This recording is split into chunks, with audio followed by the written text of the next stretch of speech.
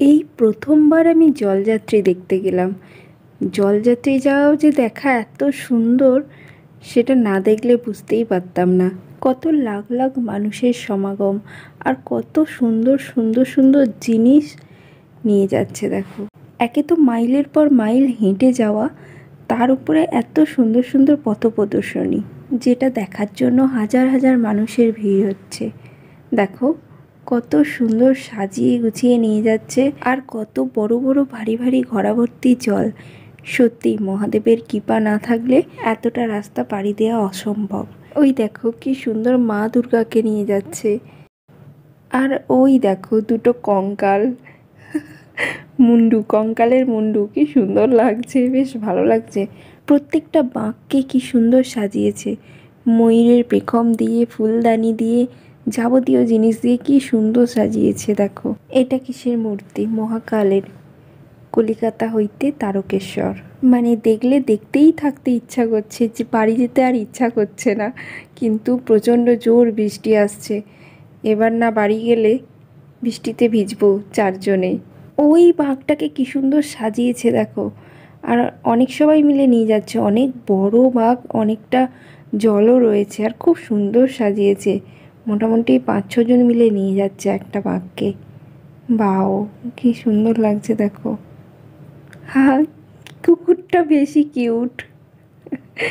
শুধু মানে মানুষই যাচ্ছে না, মানুষ আবার নিজেদের পোষ্যকেও নিয়ে যাচ্ছে কোলে কোলে।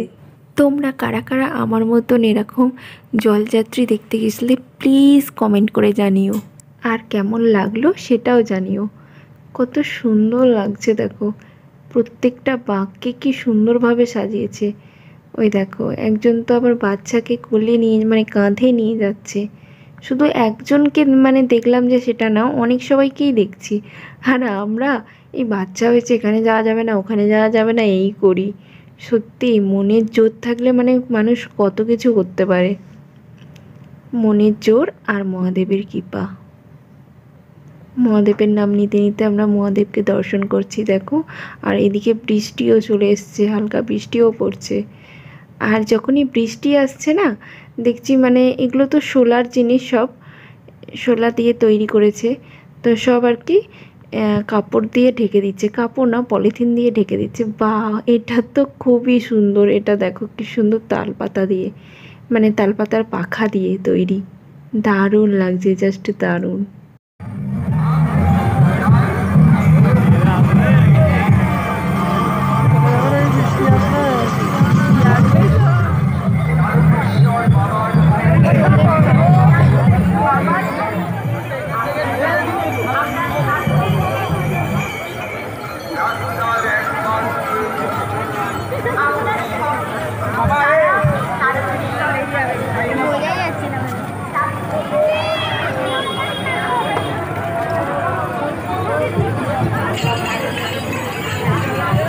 এই যে ঘুঙুরের ছনছন আওয়াজটা এত সুন্দর লাগে।